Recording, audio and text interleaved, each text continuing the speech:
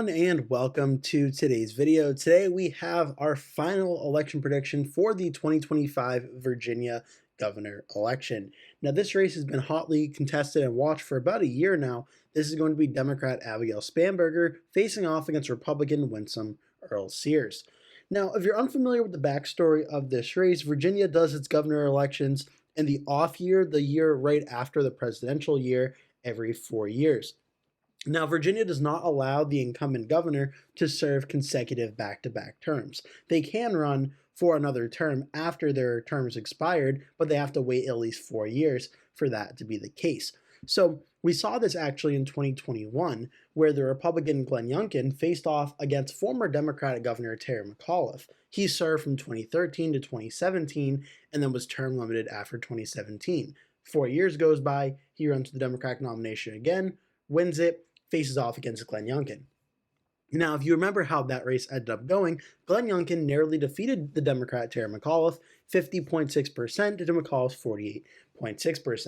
Now, typically the way these governor elections go in the off year is they go the opposite direction of the party in the White House. Going back on the history of these governors' races, they almost always go that way. One of the times it didn't was Virginia in 2013, when there was a third-party candidate getting close to 7% of the vote that was taking a lot of votes away. Otherwise, that was also the one where McAuliffe did get elected. Otherwise, we probably would have seen a race that the Republican may have potentially won. We'll never know, but could have been the case on that one. But in 2021, Democrat Joe Biden is president. His polling numbers were not doing too strongly, and the Republican Glenn Youngkin capitalizes on that national environment, and Glenn Youngkin wins over McAuliffe 50.6 to 48.6.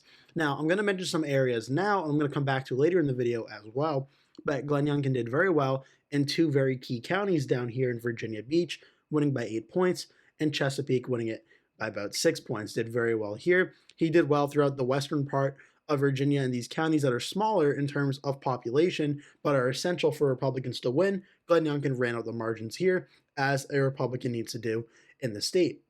As for Richmond and Henrico County voted for McAuliffe by only 18 points.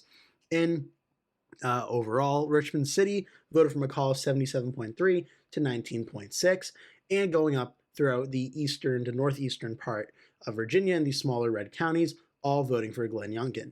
Now, though, if you're a follower of election politics for the state of Virginia or Commonwealth of Virginia, you're going to know these three counties. These are the three most essential counties in this state: Loudoun County, Prince William County, and Fairfax County.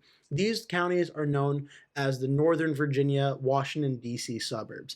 Now, these three counties are so important because of how many people that live in the state of Virginia live in just these three counties. These, I believe, are the top three of 4 counties in terms of population of the entire state of Virginia.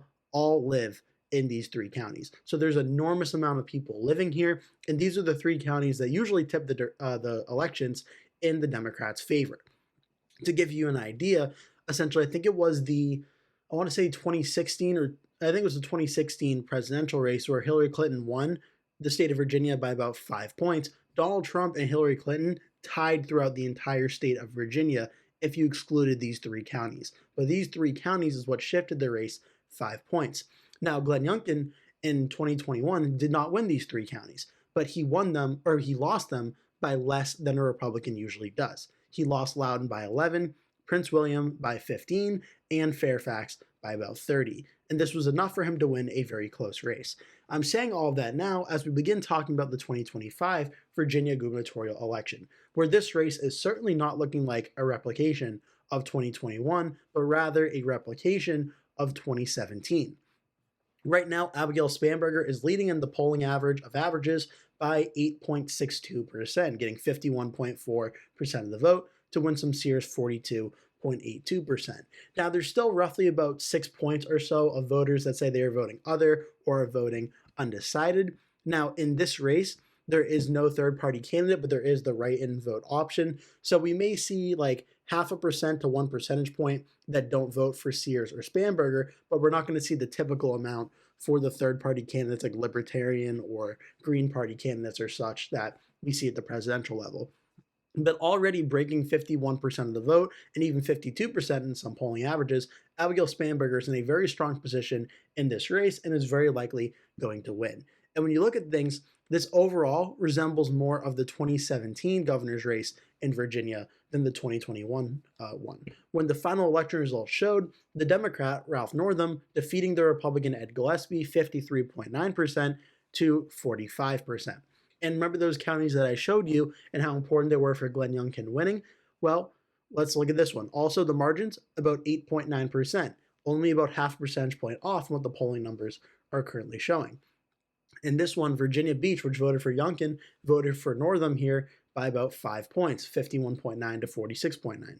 Chesapeake, another key suburban area Republicans need to win if they're winning the state, voted for Northam by 8 points almost, 53.1, 45.7. You'll also see some of these red counties still voting pretty strongly red, but there are a few more pockets of blue. Montgomery County voting for Ralph Northam over Ed Gillespie. Prince Edward County, very close with small population though, voting for Northam over Gillespie. Nelson County being super close, voting for Gillespie over Northam by only 4 votes. But now, you also see Henrico, 5937.8, and you look at Richmond and our city itself, 8117. But, like I said, it all comes down to the DC suburbs. And how did they go? Very big for Ralph Northam. A 20-point victory in Loudoun County. 11 points for Glenn Youngkin versus McAuliffe, 20 points for Northam versus Gillespie, 20-point win. Prince William, 22-point win in this one. 22 points for Northam versus Gillespie. Certainly very different from 2021. Fairfax, 36.5 difference. Or 36.5 win for Northam over Gillespie, about a 6-point difference between 2017 and 2021. Now, this is very important because this 2017 governor's race in Virginia was the one that happened during President Trump's first term. And the history of these races, like I said, of going in the opposite direction of the president and the president's party would suggest that this 2017 election was more what we're likely to see on election night than the 2021 version. Now, thus far, on the polling data, it certainly seems that this governor's race is trending that way. Though what's interesting is in 2017, actually, we can pull up the Virginia governor election here, the polling data showed a actually very close race. But it showed Ed Gillespie, the Republican, getting 44.4% of the vote. The Democrat, Ralph Northam, was only getting 47.7%. There were still roughly 8% of voters that were undecided. Now, ultimately, they pretty much all broke for Ralph Northam at the end of the day, and he won by 8.9%. This time around, though, Abigail Spanberger is already breaking 50% of the vote, and Winsome Sears, despite her being talked about as a Republican candidate, she's actually polling roughly about 2 points behind what Ed Gillespie was polling in 2017.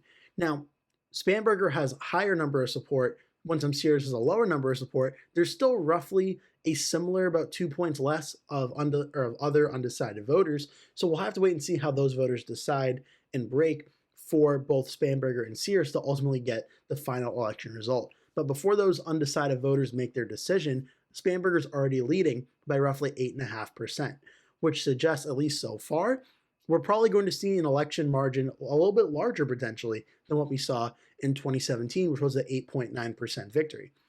Especially when you look at the trend of the race in recent days here, the chart here on Decision Desk HQ shows how this race has trended. And especially you see throughout the summertime, it being a close race, but not too many polls being done, not really too much really changing here. But then as you get into the final months of the campaign through July, you see Spanberger's numbers start to go up. She breaks 50% around the early September, and she hovers right around that 50% number and continues to do so to this day, except a few days ago, where she was at 50.4% on October 20th. Now, about 2 weeks later, she's actually up to 51.4%. So the 50% line when it comes to elections and polling is usually the sign of like, okay, if they're breaking 50%, there's really not much of an opportunity for the other candidate to win. For that to happen, those voters that are saying they're supporting the candidate above 50 essentially need to say, we got this in the bag and not turn out to vote. But Spanberger at 51.4 certainly seems like she has this election in the bag, whereas Winsome Earle-Sears actually has gone down a little bit from that same time, where she was at 44%, she's now at 43.2%. This race is looking increasingly out of hand for the Republicans in this race, and the Democrat Abigail Spanberger is now reaching an all-time high just a few days, now a day really, before the election. Just to go back to that confidence interval that I showed you, this is when you factor in the margin of error and such, and how high Winsome Sears can get, and how low Abigail Spanberger can get, there's very little overlap here. Very, very little between Spanberger and Sears, and whether or not if Sears outgained the margin of error on the high end and Spanberger went down on the low end, there's a very, very, very slim amount of chance that Winsome Sears can win this race. And if you listen to what I've gone over in this video, it makes a lot of sense. This is not an election that the Republicans most of the time would be winning due to the fact of the incumbent president and the party in the White House almost always losing. But Winsome Sears, for her part, also does not seem to be running a campaign strong enough to make up for that and defeat Abigail Spanberger. Now, if it were another Republican besides Winsome Sears, would they be doing much better? Probably not. This election is probably going to be pretty much unwinnable for any Republican in this election environment for 2025, but Winsome Sears does not really seem like she's going to be able to win this race, especially with Abigail Spanberger already breaking 50% of the vote. The question is going to be, what does this race look like, and what do past election results tell us? Well, the best one we can give is, I showed you the 8.9% win for the governor's race, and then we also have the 2020 presidential election between Donald Trump and Joe Biden. Joe Biden won by 10.1%. And this could be where we're heading for election night, somewhere in between the 2017 governor and 2020 president, where we saw Virginia Beach go for Joe Biden over Donald Trump by about 5.4%. Chesapeake went for Biden over Trump by 6.4%. And then the usual places, Richmond, a 68-point win for Biden over Trump. Henrico County, a 29-point win for Biden over Trump. But then look at the DC suburbs. Loudoun was a 25-point win. Prince William, a 27-point win. Fairfax, a 41.8% win. Right now, that 8.5 or so point lead for Spanberger over Sears suggests that this race is more like the 2017 race. But if those undecided voters decide to break for Abigail Spanberger and not Winsome Sears, and we get to a 9.5, 10-point victory, we could be looking at this 2020 map in the state of Virginia for what it may end up looking like, which will be some very big Democratic gains in some Republican areas that get super close, like Fluvanna County, like Essex County, and even flip blue, like Stratford County. These could all be big areas to watch for. It's also very significant for down ballot effects as well as the lieutenant governor's race and the attorney general's race, both of which are polling more competitively than the governor's race at this current point in time. If the governor's race is going Democratic by more than 10 points, that could be a sign the Democrats are doing very well throughout the state, also down ballot for those two races and the House of Delegate races as well. So how those voters ultimately break, we're going to have to wait and see. As for the margins, though, under 1 point is considered tilt, in between 1 and 5 is considered lean, in between 5 and 15 is considered likely, and over 15 is safe. Now, even with all the amount of undecided voters left out there, 5.74%, even if all of them went to Abigail Spanberger, it still would not break 15%. So I don't think we're going to see a margin of victory where it's going to be like 15 points or something. But when you look through the polls here, there's really not much polling that shows Winsome Sears ever getting above this A2 Insights number of 46%. In fact, the 46% to Abigail Spanberger's 54% is the best that we have seen Winsome Sears do in a poll, I think, throughout the entire campaign, if not for a very long time. The last time she got even above that was May, where she got 48% against Abigail Spanberger in what now feels like a very, very different race. But it's also a very strong, consistent trend here. Going back to September of 2023 and September of 2024, there has not been one poll that has shown Winsome Sears winning this race against Abigail Spanberger. Not one.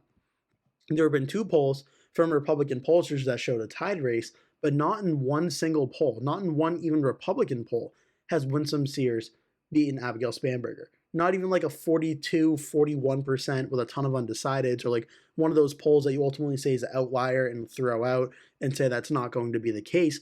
Not even any of those polls are Winsome Sears leading.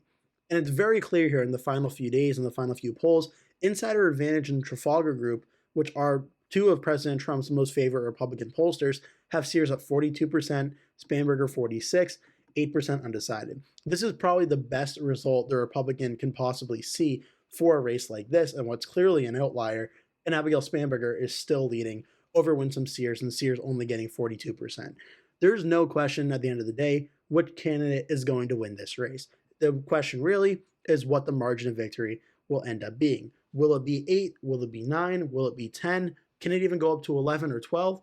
That's ultimately the question in this race. So how I have it all shaking down, Abigail Spanberger versus Winsome Earle-Sears. No surprise, I have Abigail Spanberger winning, and I have her winning in the likely Democratic margin, which is in between 5 and 15% margin of victory.